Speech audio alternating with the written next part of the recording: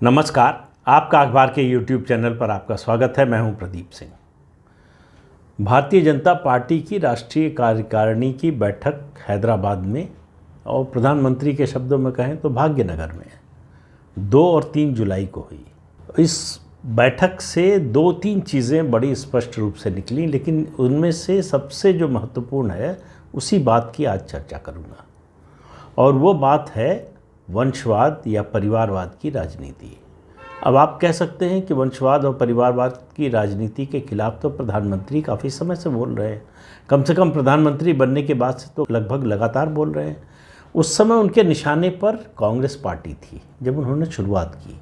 कांग्रेस मुक्त भारत का जो उन्होंने नारा दिया, भारतीय जनता पार्टी ने नारा दिया, वो वंशवाद पर हमला एक दूसरी तरीके से था। कांग्रेस जो है वो पर्यायवाची बन गई थी वंशवाद की, परिवारवाद की। तो आप कांग्रेस मुक्त कहते हैं तो उसके साथ साथ परिवार या वंशवाद से मुक्ति का भी संदेश जाता है। लेकिन पिछले 8 सालों का जो अनुभव है भारतीय जनता पार्टी का, उसने उसकी रणनीति में थोड़ा बदलाव करने के लिए मजबूर किया। अब बदलाव किस तरह का हो रहा है? बदलाव इस तरह का हो रहा है कि अब पार्टी का मेन एजेंडा वंशवाद या परिवारवाद की राजनीति हो गई।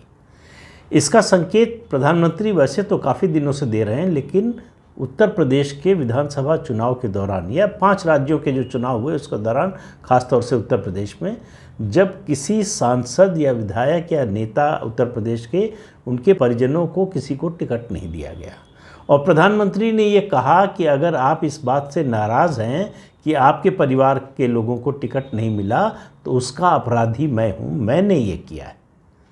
तो इससे आप लगा लीजिए कि वो कितने गंभीर थे, और उनको समझ में आ गया कि अगर ये लड़ाई लड़नी है, अगर ये मुद्दा बनाना है तो शुरुआत घर से करनी पड़ेगी।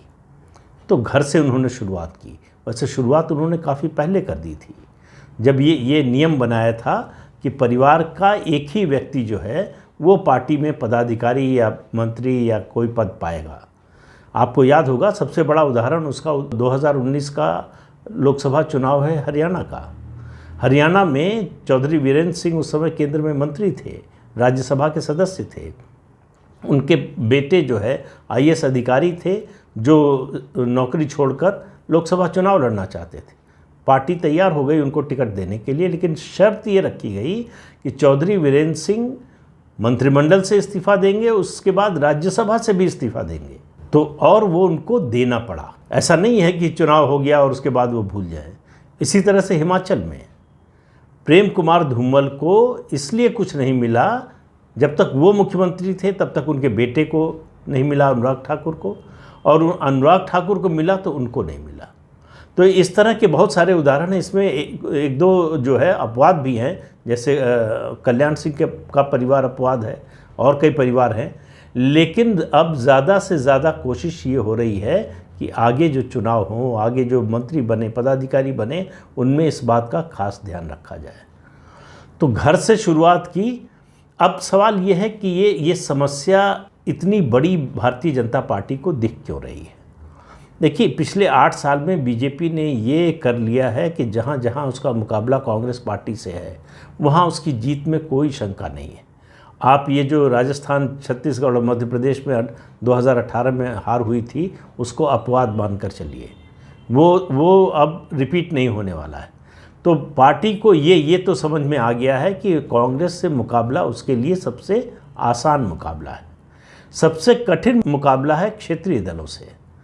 क्षेत्रीय दलों में समस्या ये है कि पार्टी जब अपना राष्ट्रवाद और हिंदुत्व का मुद्दा लेकर जाती है तो उसकी वहाँ लड़ाई होती है क्षेत्रीय अस्मिता, भाषाई अस्मिता, क्षेत्रीय जो संस्कृति है उससे, और पार्टी नहीं चाहती कि इनमें टकराव हो। और यही अगर आप नतीजे देखें लोकसभा और विधानसभा के, आपको ये जो तमाम विश्लेषक कहते हैं कि बीजेपी को लोकसभा में जितने वोट मिलते हैं विधानसभा में नहीं मिलते, उसका कारण यही है कि लोकसभा में उसका राष्ट्रवाद और हिंदुत्व का मुद्दा चलता है, प्रधानमंत्री के नाम पर वोट मिलता है, और उस समय लोग क्षेत्रीय अस्मिता और भाषाई अस्मिता पर उतना जोर नहीं देते।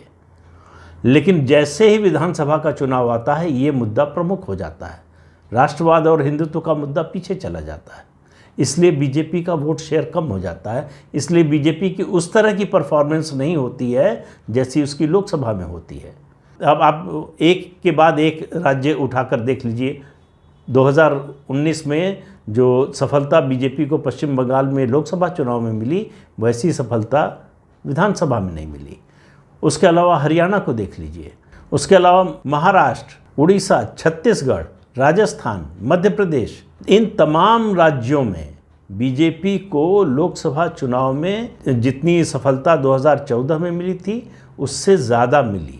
कई राज्यों के मामले में ज़्यादा इसलिए नहीं कह सकते कि जैसे गुजरात हो या राजस्थान हो, हिमाचल हो, उत्तराखंड हो, यहाँ बीजेपी जितनी लोकसभा सीटें हैं सब की सब जीत गई 100%, तो उससे ज़्यादा तो हो नहीं सकता था। लेकिन उसके अलावा आप अगर कंपैरिजन करें, तुलना करें, तो यही दिल्ली की बात कर लीजिए। दिल्ली में बीजेपी दोनों लोकसभा चुनाव में 7 की 7 लोकसभा सीटें जीती, लेकिन विधानसभा में क्या नतीजा हुआ आपके सामने है। तो बीजेपी को और प्रधानमंत्री नरेंद्र मोदी को ये बात समझ में आई कि अब अगली लड़ाई का जो अगला क्षेत्र आ रहा है वो क्षेत्रीय दलों से है। अगर बीजेपी को उड़ीसा में, पश्चिम बंगाल में, तेलंगाना में, आंध्र प्रदेश में, तमिलनाडु में, इन राज्यों में अगर सत्ता में आना है तो उसको क्षेत्रीय जो अस्मिता है, भाषाई अस्मिता है, उससे मुकाबला करना पड़ेगा। तो जहाँ लीडरशिप स्टेट की कमज़ोर है, जैसे असम था या त्रिपुरा था, वहाँ बीजेपी ने क्या किया, वहाँ जो क्षेत्रीय अस्मिता है, भाषाई अस्मिता है, उसको अंगीकार कर लिया, उसको स्वीकार कर लिया, उस पर कब्जा कर लिया। तो उसका मुकाबला करने वाला कोई नहीं रहा। इसलिए जो है 34% मुस्लिम वोट होने के बावजूद असम में दूसरी बार सरकार बनी। तेलंगाना में बन गई, दूसरी बार भी बनने की प्रबल संभावना है। अभी जो बाई इलेक्शन के रिज़ल्ट आए हैं वो इसी ओर इशारा कर रहे हैं। लेकिन इन बाकी राज्यों में अब मुकाबले के लिए बीजेपी करे क्या? हिंदुत्व के मुद्दे की एक सीमा है इन राज्यों में, उसके आगे उसका असर नहीं होता है। जो असर होता है वो लोकसभा चुनाव में जितना होता है, विधानसभा चुनाव में उससे कम हो जाता है। तो एक ही मुद्दा मुझे लगता है कि भारतीय जनता पार्टी के शीर्ष नेतृत्व को समझ में आया, और वो ये कि वंशवाद पर हमला करो। क्योंकि इन सभी राज्यों में आप उड़ीसा से, बंगाल से शुरू कीजिए, तमिलनाडु तक चले जाइए, सिर्फ दक्षिण में आप केरल को छोड़ दीजिए, तो बाकी राज्यों में जो है वो वंशवाद की राजनीति हावी है। और वंशवाद, जैसे ही आप वंशवाद पर हमला करते हैं तो 2-3 और मुद्दे आ जाते हैं उसमें। भ्रष्टाचार, कुशासन, धर्मनिरपेक्षता, ये जो है क्षेत्रीय दल जो है ये सिंबलाइज करते हैं इन बुराइयों को।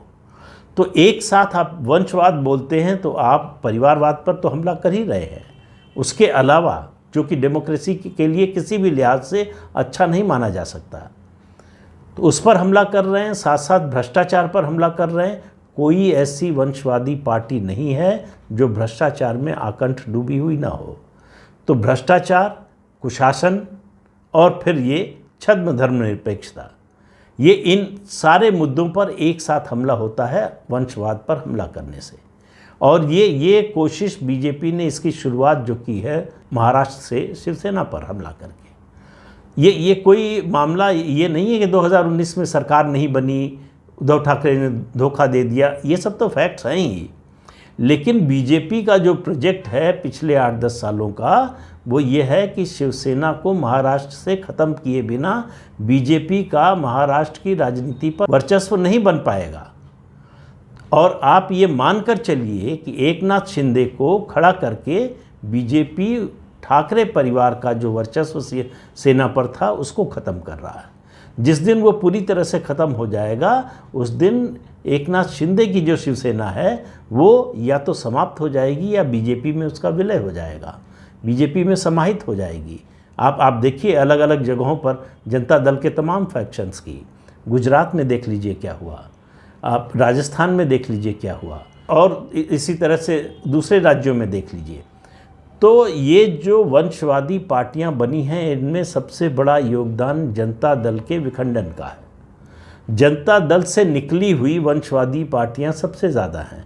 बिहार में लालू तेजस्वी को देख लीजिए, उत्तर प्रदेश में मुलायम और अखिलेश यादव को देख लीजिए, उड़ीसा में नवीन पटनायक को देख लीजिए, और कर्नाटक में देवगौड़ा परिवार को देख लीजिए, हरियाणा में चौटाला परिवार को देख लीजिए। ये सब जनता दल से निकले हुए स्प्लिंटर ग्रुप हैं जो वंशवादी पार्टी के रूप में परिवर्तित हो गए। तो बीजेपी क्या कर रही है, इनसे इनका जो वैचारिक आधार है, जो क्लेम करते हैं, उसको मानते हो, उस पर अमल करते हो नहीं करते हो, वो एक अलग विषय है। जो ये क्लेम करते हैं, जैसे उत्तर प्रदेश में समाजवाद या लोहिया की जो बात करते हैं, तो आपको याद होगा कि योगी आदित्यनाथ ने विधानसभा में कहा अखिलेश यादव से कि आप समाजवाद की बात करते हैं, आपको थोड़ा डॉक्टर लोहिया के बारे में पढ़ना चाहिए। मतलब आप केवल नाटक करते हैं समाजवादी होने का। तो बीजेपी ने जो समाजवाद का जो प्लैंक था समाजवादी पार्टी के पास उत्तर प्रदेश में, वो ले लिया। बिहार में नहीं ले पा रही है आरजेडी से, तो उसमें बाधा बने हुए हैं नीतीश कुमार। नीतीश कुमार जिस दिन सीन से हटेंगे, वो प्लैंक बीजेपी के पास होगा।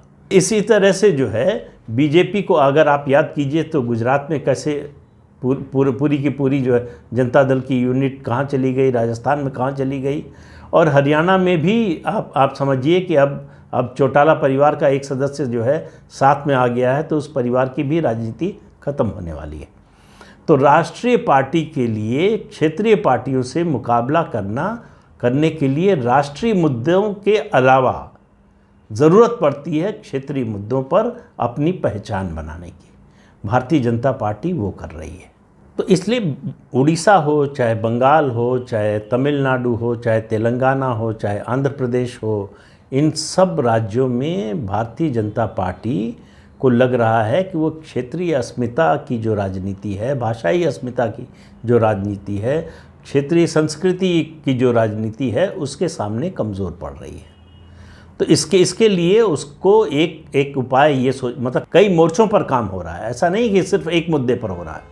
वंशवाद के रूप में उसको एक तरह कहिए कि आप बिल्कुल अचूक मिसाइल मिल गई है, जिससे सब पर हमला किया जा सकता है। सारी रीजनल पार्टीज़ और कांग्रेस, सब पर एक साथ हमला किया जा सकता है। तो कांग्रेस पर अब हमला करने और कांग्रेस को और गिराने के लिए भारतीय जनता पार्टी ज़्यादा मेहनत नहीं कर रही है। अब उसका लक्ष्य है क्षेत्रीय दल। क्षेत्रीय दलों का अगर वो कमज़ोर होते हैं, तभी इन राज्यों में बीजेपी का विस्तार हो पाएगा। ये वो स्थिति बनेगी जो नेहरू और इंदिरा गांधी के शुरुआती दिनों में था। जिस तरह से विपक्ष खंडित था, उसका लाभ कांग्रेस पार्टी उठाती रही, वही भारतीय जनता पार्टी करना चाहती है। विपक्ष के लिए एक होना, वंशवादी पार्टियों के लिए एक होना, या वंशवादी पार्टियों का भविष्य में मजबूत होना, वो बहुत मुश्किल है। उनको कमज़ोर होना ही है, क्योंकि देखिए दूसरी तीसरी पीढ़ी आते आते उसका जो करिश्मा होता है क्षेत्रीय नेता का, परिवार का, वो धीरे धीरे घटता जाता है, उसका असर घटता जाता है और उसकी लोकप्रियता कम होती जाती है और वो कमज़ोर होती जाती है।